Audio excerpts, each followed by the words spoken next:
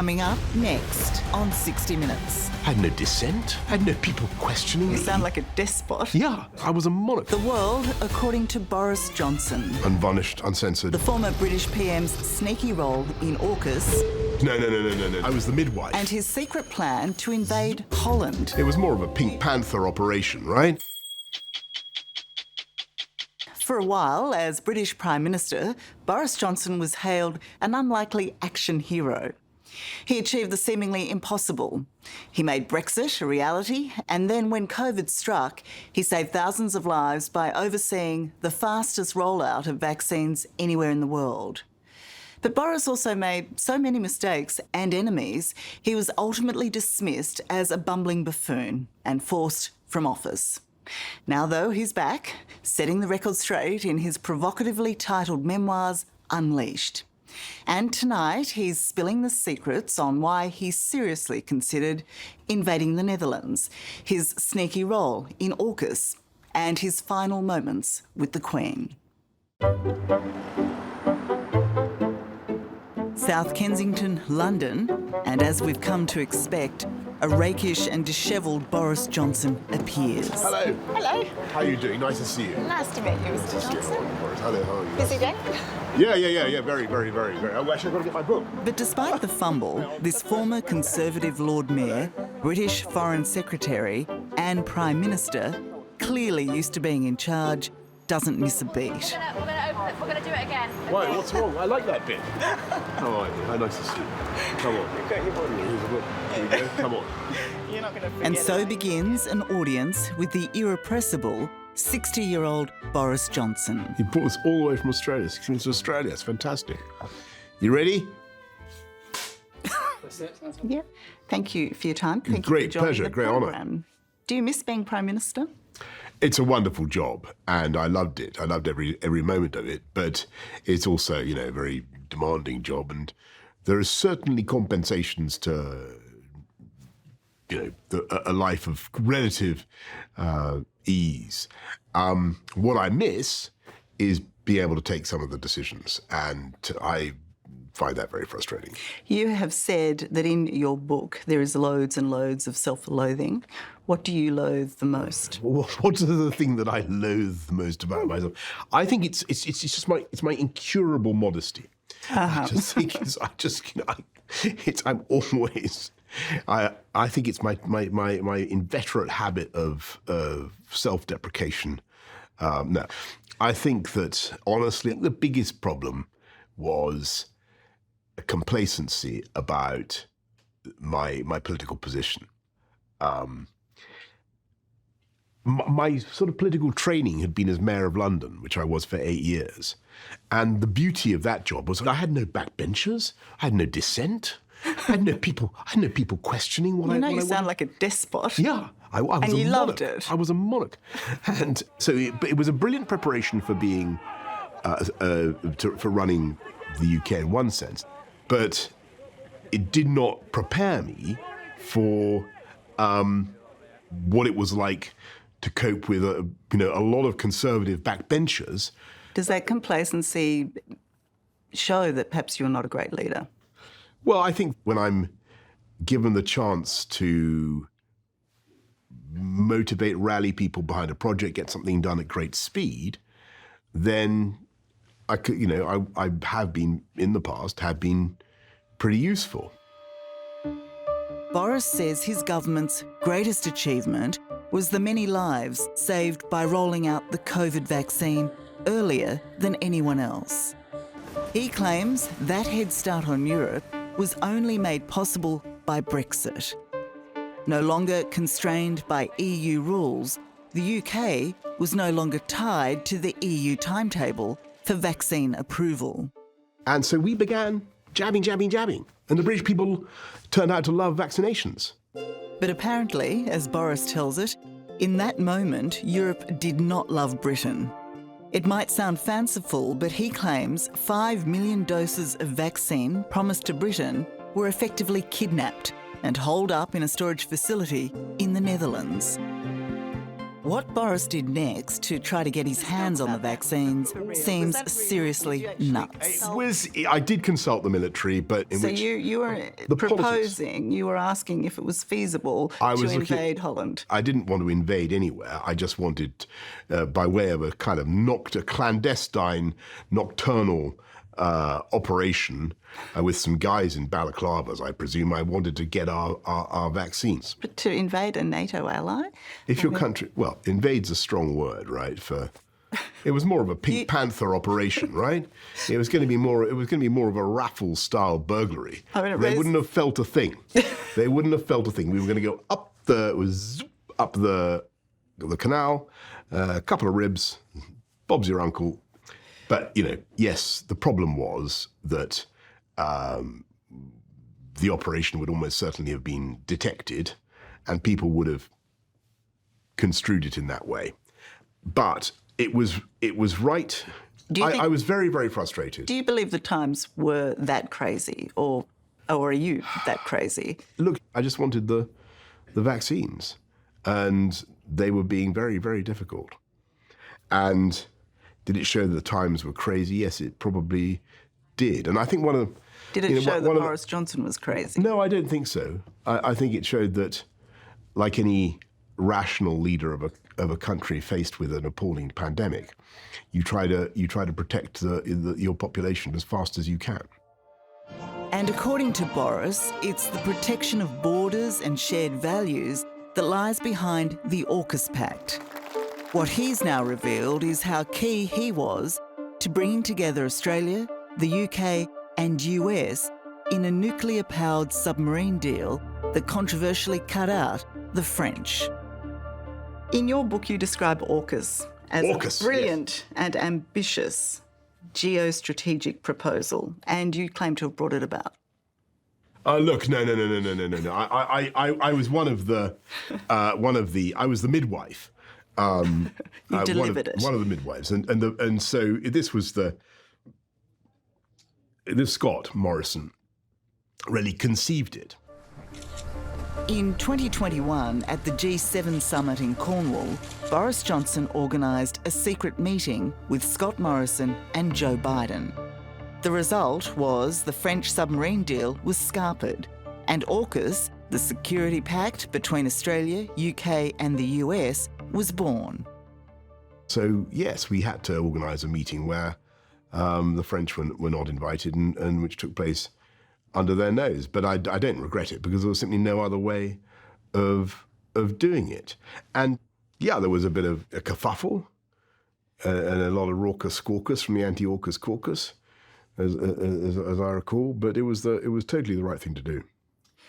Our former Prime Minister Paul Keating describes the AUKUS Pact as the worst deal in all history. He said the UK is looking around for suckers to create global Britain after that fool Johnson destroyed their place in Europe. Is this? Well, I think he's wrong, and I think that the AUKUS Pact is a great thing for the UK, the US, and Australia. And the world. I think that the AUKUS isn't about being hostile to anybody. It's not about being adversarial to China. I just think it's the right thing to do. Well, why is he so hostile to AUKUS? I thought it was relatively uncontroversial. What's wrong with this guy? He's sounding a bit hostile towards you, isn't he? He called you a fool. Well, I don't mind about that. But why is he hostile to AUKUS? And I would totally disagree with his approach. In that relationship, it ties us to a more aggressive approach against China. These are the concerns that are raised. When you say it's not about any particular nation, I mean, everybody believes it is. They do believe it is about China. Well, I think it's sensible for Western democracies or liberal democracies, whether Western or otherwise, Asia-Pacific democracies, to stand together and to stand up for our values. And I think that is what the Chinese actually respect, and being tough and being resolute is actually the best way to peace and calm and stability. Well, But while AUKUS might ensure peace, as you'll see, Boris Johnson was unable to bring calm and stability to his own office. Once a hugely popular Prime Minister, ultimately Boris couldn't save himself, nor, many would argue, could he save his country. Are you the bloke that broke Britain? Can... Go on. Former British Prime Minister Boris Johnson has hit the bookshelves.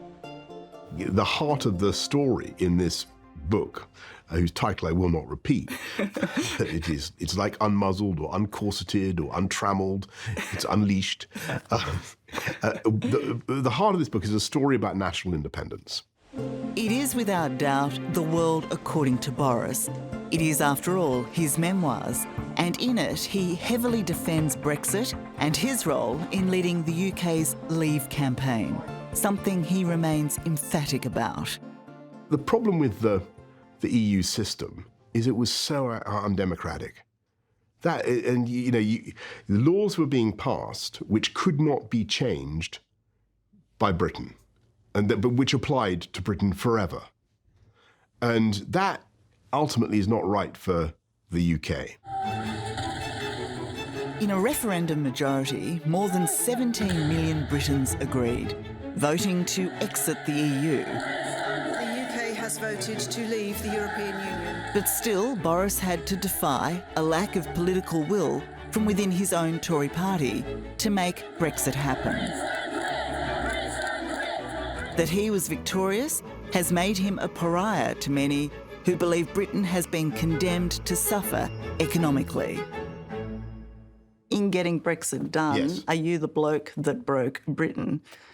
Of course not. Not only. On the contrary, I'm the bloke. I tried laboriously to say at the beginning, Tara, of our talk, that one of the advantages of Brexit was it enabled us to do things differently, which enabled us to save loads of lives of elderly and vulnerable people and have the fastest economic rebound. Which, during a catastrophic time, is what you want and the most desirable outcome. Yeah. But since then, if you look at the economics of what's happening in Britain, can... Go on. Well, listen, according to a 2024 independent report from Cambridge, the cost of Brexit to the UK's economy is £140 billion. Do me a The favour. average Brit is £2,000 worse off. So the UK has outgrown Germany since the referendum. It has outgrown Italy. It's outgrown many other European countries. The size of the economy was 6% less in 2023 than it would have been if the UK had remained. Last time I looked, Germany was a member of the EU. How come? Excoriated. So you don't accept No, those I don't. figures? I certainly don't. But for all the simmering resentment over Brexit, it was Boris Johnson's mishandling of his own COVID rules that led to his resignation as Prime Minister in 2022. He was labelled a hypocrite and a liar after he was found to have deliberately misled Parliament over staff lockdown parties, a judgment he still finds hard to accept.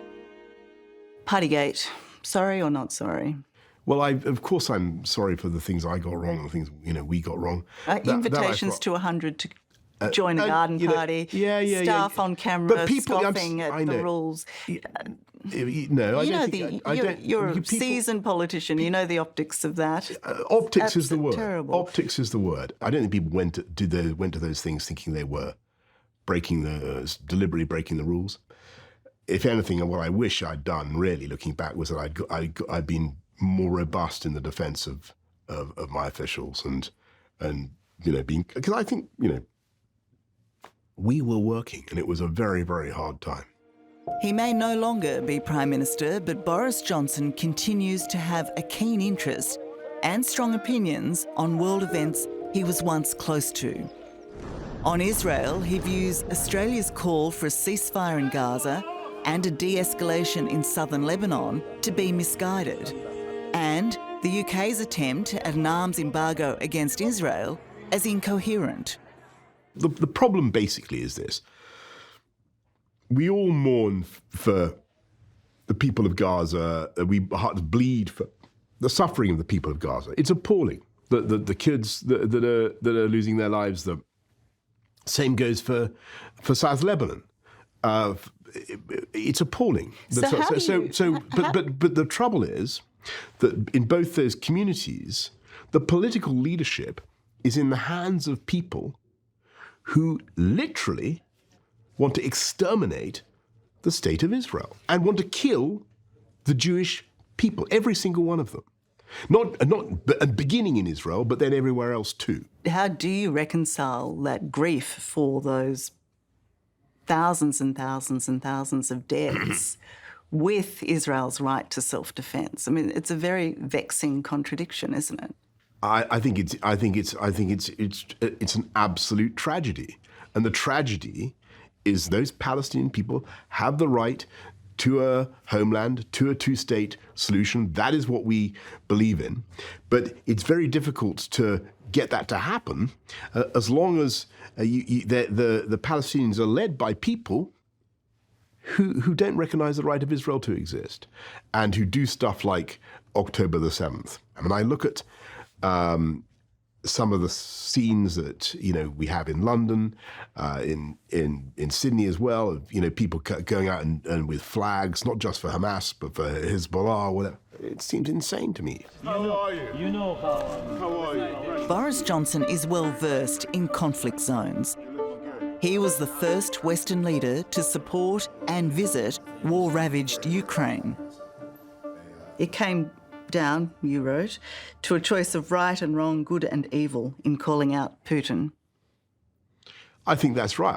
I can't think of anything. I can think of very few struggles in modern geopolitics which are so completely black and white, utterly brutal. He continues to be utterly brutal. We've got to help the Ukrainians. Where do you put Donald Trump on that scale then? In terms of his response to Putin, we're hearing of 7 phone calls between them. Yeah, I saw that. Questions about their friendship relationship. Well, I can only deal with the world as I see it, and when it came to the relationship between Trump and Russia, the stuff I saw was not a Trump who had some sinister infatuation with bare-chested Vladimir Putin. What I saw was a Trump who was very, very much willing and able to stand up to Russia. But Trump has also said that he'll end the war in Ukraine in a day. Does that not worry you? Because that smacks of surrender, doesn't it? I'm worried about the whole situation. But if you compare the records, what Trump actually did in office, by comparison with his Democrat counterparts, there are grounds for optimism, right? That's what I would say. So you'd vote for him? No, I didn't say that. No, It was a question. But look, I stay out of U.S. elections. What I would say is I think a lot of the left liberal attacks on Donald Trump are misguided, and I think the world needs a strong U.S. and a strong U.S. presidency, and I think there's every chance, given what I saw before, that Donald Trump will provide that. Let me put it that way. Okay, so what you're saying then, if it's Trump versus Harris, which it is, you think she's weak? No, I wasn't saying that. I was trying to be even-handed, but to give you what I think is a positive and optimistic case about Donald Trump. But why? I mean, why? Because I'm just fed up with reading all this baloney. It's just another day in the office. Yeah, well, tomorrow's another day in Parliament. That's what that is. But given what happened last time around, if your preferred president were to lose, how concerned are you about the civil chaos that might ensue? Well, I think that would be atrocious, and I think it's very important that whoever wins. Whoever loses has got to accept defeat. Whoever loses has got to accept defeat. Well, that didn't happen last time, did it? Well, and I think that was a great mistake. But what did happen was the peaceful transfer of power from one administration to the next, and with a lot of democracy prevailed. Well, those scenes at Capitol Hill were not peaceful. It's not a unique. Well, I think he was wrong to do that. Back home in the UK, Boris Johnson claims he tried but failed to restore peace between the palace and Prince Harry, making an 11th hour bid to convince Harry to stay in Britain. I know, it was one of my fits of pomposity, because I thought he was a great asset to the country. And how did that work for you? Total failure. Total failure. I had a kind of manly pep talk and said, why not stay in the UK? No good. So I did not avert what Megxit, but I did deliver Brexit. In his tome, Boris has also delivered information about the late Queen that has been generally unwelcome. While it's believed it was her wish to have her cause of death registered as old age, Boris revealed he knew she'd been suffering bone cancer for 18 months before she died. Why did you do that? Why did you breach protocol? That had already been put in the public domain by somebody with a even greater royal authority. And do you think the Queen would have been happy? And look, I wasn't breaking any protocol. I tried to portray the Queen as I knew her, as I was privileged to. You said if necessary you would die for her. Yeah, definitely. Yeah. She was an extraordinary leader, and it was a great privilege to sit with her, for an hour a week, and imbibe her wisdom. Would you die for the King? Of course. And I think, by the way, that obviously I hope not to. If it can be possibly avoided. But in an ideal world, I'd rather not. But nor, Boris claims, does he wish to breathe life into any suggestion. He is looking for a Lazarus-like return to politics. No matter how compelling, he finds power. You have said that the problem with politics is that it's addictive. So when will you be back? I'm living a life of blissful, rustic obscurity. I think one of the things the Queen said was, you should really only do stuff where you think you can be useful. You're very excellent at not answering that question. I think the answer to the question, that's because the answer to the question, Tara, is to be found in the pages of Unleashed. No. I wish you were less. Thank you very much for your time. Not at all. It's a pleasure. Hello, I'm Tara Brown. Thanks for watching 60 Minutes Australia. Subscribe to our channel now for brand new stories and exclusive clips every week.